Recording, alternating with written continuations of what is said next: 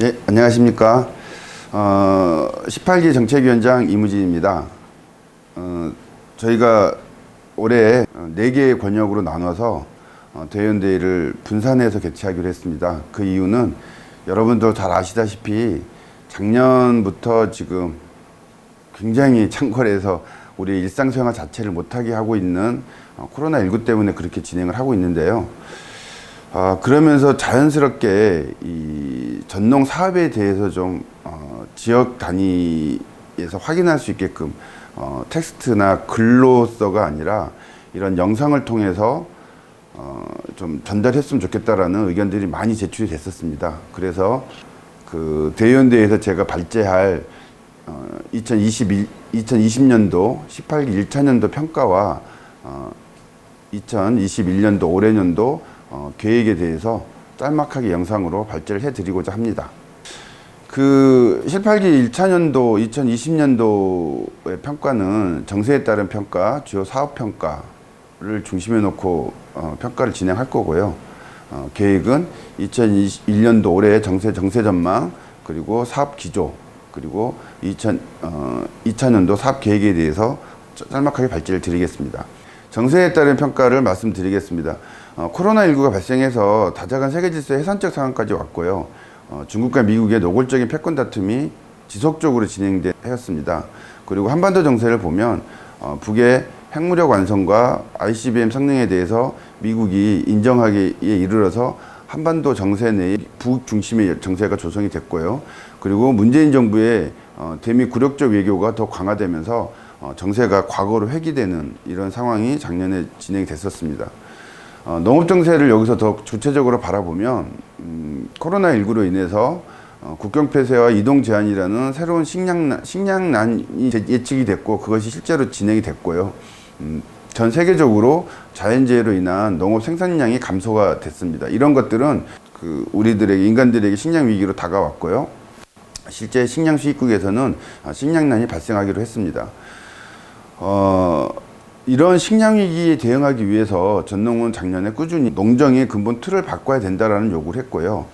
그러면 농정의 틀을 어떻게 바꿀 것인가라는 것은 과거 농정이 어땠기 때문에 새로운 농정으로 가야 된다는 건데, 과거 농정은 현재 농업 농촌 및 식품산업기본법에 명시되어 있듯이 시장경제 원리에 따른 효율성을 추구하는 신자유주의 농정이 핵심입니다.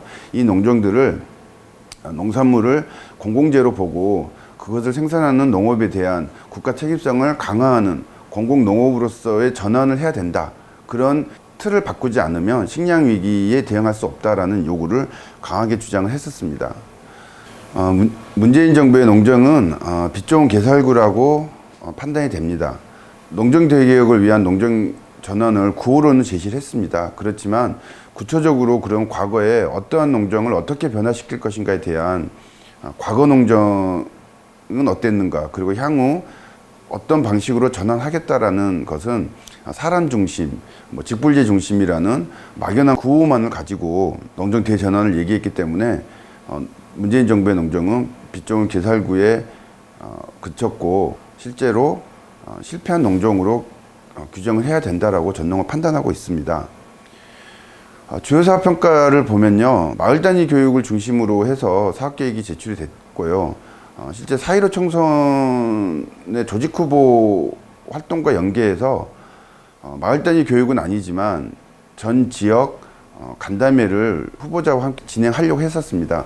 4.15 총선 연계 활동과 관련해서는 일정 정도 성과가 나왔다 생각이 드는데, 이 성과를 사업으로 연결시키지 못한 한계가 좀 있었다 판단이 들고요.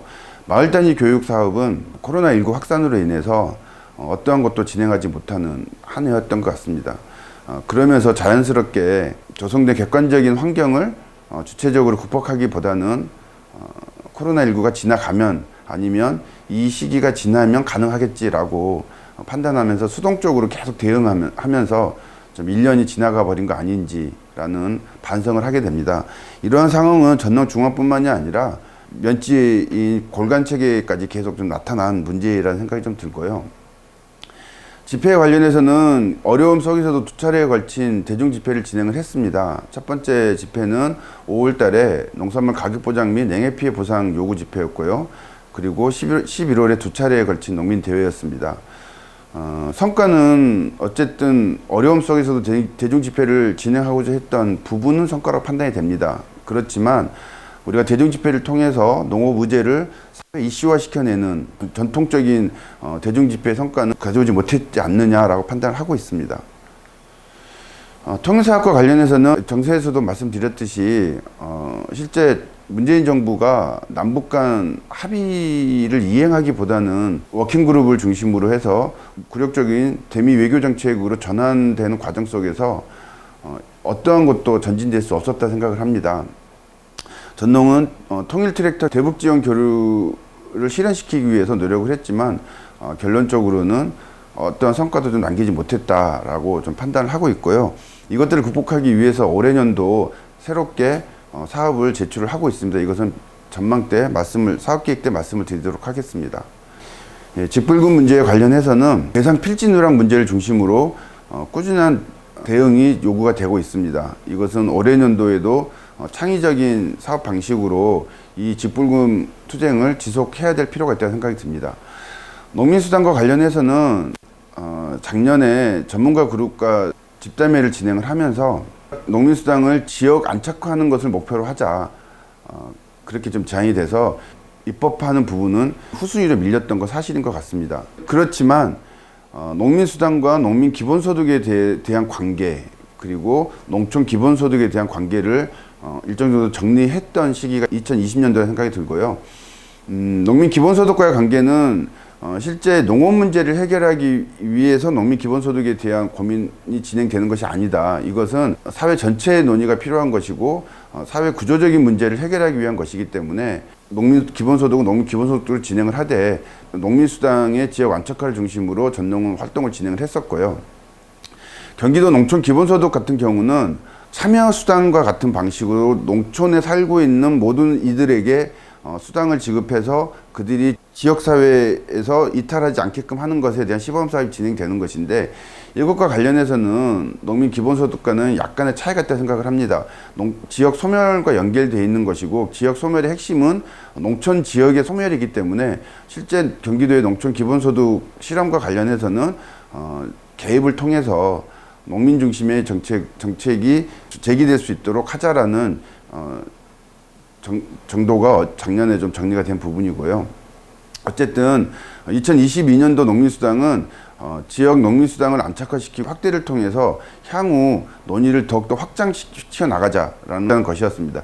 그리고 그것에 대해서 지역에서 충분히 농민수당과 관련해서만큼은 자기 역할을 충분히 한 해였다라고 판단을 합니다.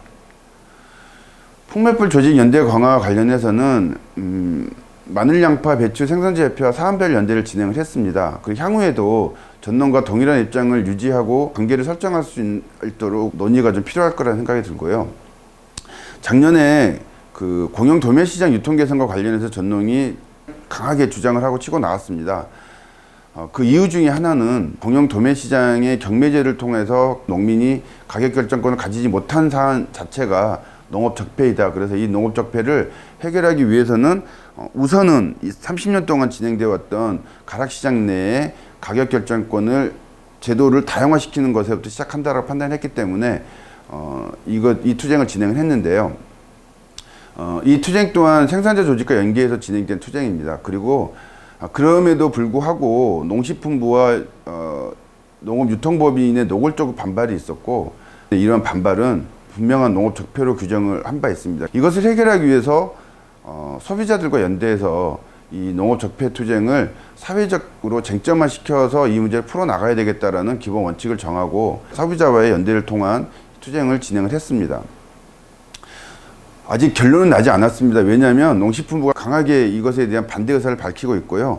특히나 김현수 장관이 유임이 되면서 실제 가락시장 유통 개선과 개혁과 관련된 부분은 일정 정도 농식품부가 더 힘이 쏠린 건 사실인 것 같습니다. 그래서 2020년 평가를 중심으로 해서 올해 년도에는 이것을 반드시 관철시키기 위한 노력을 할 계획을 제출하려고 하고 있고요. 공영 도매시장 유통 개선의 핵심은 시장 도매인제를 도입한 문제가 아닙니다. 중요한 것은 공영 도매시장의 공공성을 어떻게 더 확보할 수 있을 것이냐. 그걸 통해서 농민들에게나 소비자들에게 공정한 가격을 형성할 수 있는 시스템을 만드는 것인가가 중요한 문제인 것 같습니다. 그래서 올해 연도에도 회원 동지 여러분들의 많은 관심을 부탁드리겠습니다. 4.15 총선과 관련해서는 농민 후보를 세워냈습니다. 그리고 비례후보 간담회 사업을 통해서 조직 점검을 실제로 진행했습니다. 아까도 평가에 말씀드렸지만 그렇지만 그 점검된 내용을 농민회가 받아안고 사업화 시켜내지 못한 한계는 좀 존재하지만 그 사업이 좀 진행이 됐었고요. 단 전국적 규모의 선거에서 농업과 농민만의 의제만으로는 실제 뚫어내기 어렵다라는 것이 현실적으로 좀 나타났던 선거였던 것 같습니다. 그러면서 향후 전농에서 선거투쟁을 어떻게 진행할 것인가에 대한 계획도 좀 제출이 된 것 같은데요. 평가 속에서 앞으로는 선거에 전농에서 후보를 미리 준비하고 그 후보를 교육하고 그 후보를 통해서 실제 성공할 수 있는 그런 투쟁을 진행하자라고 총선 투쟁이 제안이 됐던 것 같습니다. 30년 행사와 관련해서는 과거 30년을 평가하고 향후 30년을 계획하자라는 것이 목표였는데요. 아쉽게도 이 부분도 코로나19로 인해서 대표단만의 약식 기념식으로 진행되는 한계가 있었고요. 그 과정에서 중요한 거는 실제 전농 중앙의 실무적인 좀 한계였다 생각이 듭니다. 몇 가지 제한된 사업들이 제대로 좀 정리가 되지 않은 부분도 있었고, 아까 말씀드렸던 것처럼 향후 새로운 30년에 대한 전망을 제시하지도 못했던 30년 행사였다 생각을 합니다. 이 부분과 관련해서는 2021년도에서도 꾸준히 못했던 것은 또 보강해서 회원 동지 여러분들께 30년에 대한 평가만큼이라도 진행될 수 있도록 최선을 다하겠습니다. 농지개혁투쟁과 관련해서는 경실련과 공동 내부 토론을 진행하고 내부 토론과 공동으로 기자회견을 진행해서 농지개혁의 당위성들을 사회에 알리고자 했습니다. 고위공직자 농지 소유 실태를 공동 기자회견을 통해서 사회적 이슈화 시키려고 했고요. 중요한 것은 그런 과정 속에서 농지가 투기의 대상이 되었고 이런 투기를 하고 있는 비농민 소유가 늘어나고 있고 더 이상 이런 방식으로 투기의 대상이 돼서 농지가 훼손돼 가면 식량 주권을 실현하기 위한 물적 토대가 무너질 것이다라는 것을 중심으로 해서 사회 쟁점화를 하기 위해서 많은 노력을 했습니다. 그럼에도 불구하고 실제 농지가 투기화되어 있기 때문에 사회적으로 이것들에 대한 내용이 확산되기보다는 농민들 안에서만 좀 의제화된 거 아닌가라는 반성을 하게 됩니다. 그래서 2021년도에도 꾸준히 사회적으로 농지를 왜 보존해야 되는가에 대한 이슈를 가지고 경실련 등 다른 단체들과 함께 이런 사업들을 계속 진행하고자 합니다. 또 하나가 문제가 핵심이 되고 있는 것이 농지의 태양광 발전 시설을 허용하는 문제가 올 연초부터 뜨겁게 좀 발생이 되고 있는데요.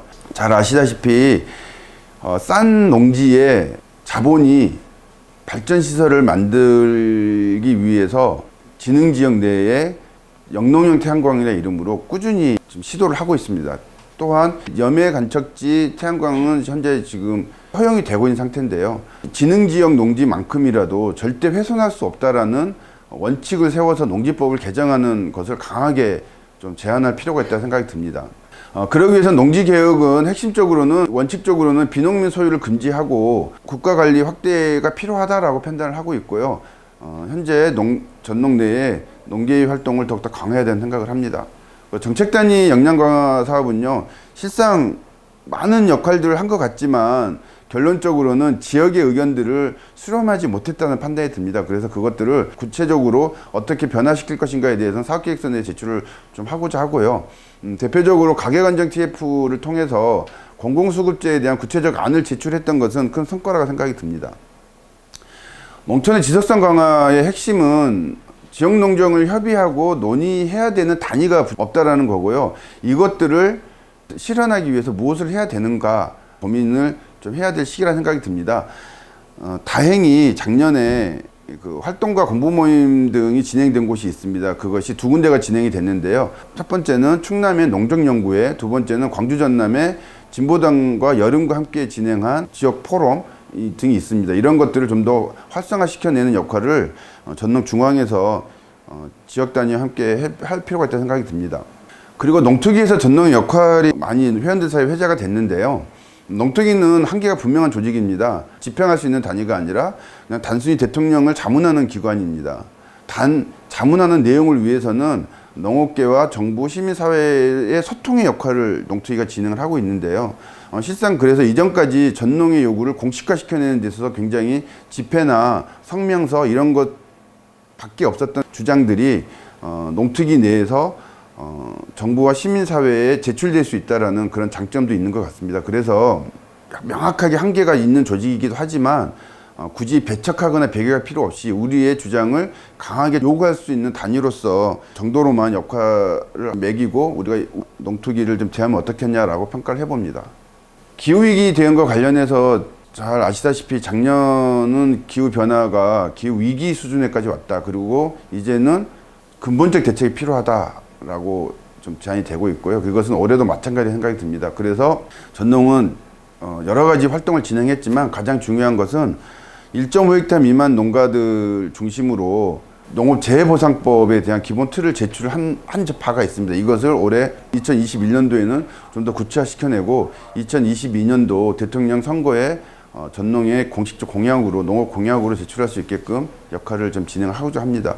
그리고 작년에 기후위기 대응을 진행했던 단위가 있는데요. 그 단위를 올해도 지속적으로 유지를 하면서 사안별 대응을 신속히 진행할 수 있도록 역할을 하려고 합니다. 투쟁사업 쭉 제안을 됐는데요. 실상 코로나19로 인해서 전술의 한계가 좀 존재했다는 생각이 들고요. 투쟁사업에 있어서 가장 큰 문제점 하나는 뭐냐면 중앙에서 굉장히 많은 투쟁사업 시기마다 제출이 된 사업이 있었습니다. 그렇지만 예를 들어서 10월 농민대회 관련해서도 지역에서 프랜카드 하나 걸리지 않고 제한되는 수가 적다 보니까 회원들 몇 명만 왔다 참석하고 내려가는, 그래서 지역 내에서 전농에서 어떤 투쟁사업을 했는가가 전혀 확인되지 않는 이런 것이 작년에 계속 좀 진행됐었던 것 같습니다. 그리고 작년 투쟁사업을 통해서 한 가지 정확하게 확인할 수 있었던 건 뭐냐면 방역 지침을 준수하면서 더 과감하고 더 자주 농민들의 목소리를 제출할 필요가 있다라는 것이 작년 사업을 통해서 확인이 된 것 같습니다. 다 움츠리고 있을 때 투쟁하는 조직을 중심으로 그 내용을 중심으로 사회적 이슈가 생성이 된다는 것이 확인이 됐고요. 그래서 농업에 대한 문제를 좀 더 과감하게 지역에서 방역 지침에 맞춰서 투쟁을 전개할 필요가 있지 않느냐라는 것이 작년 투쟁 사업에 대한 평가에서 나왔다고 생각을 합니다. 자, 이제 총평을 해보면요. 코로나19 상황에 맞는 사업 방향의 변화 시기가 분명히 존재했습니다. 그런데 그것을 주체적으로 변화 시기에 대응하지 못했다라는 판단이 좀 들고요. 그러다 보니까 현상적으로 진행되는 현안 문제를 과거에 전농이 진행했던 사업 방식으로 접근해서 하려고 했다라는 판단이 들고요. 이런 활동의 방식은 형식적이었다라고 생각이 듭니다. 그래서 작년 사업의 한계는 능동적 문제 해결 방식이 없었다라는 것이 가장 큰 한계였다고 생각이 듭니다.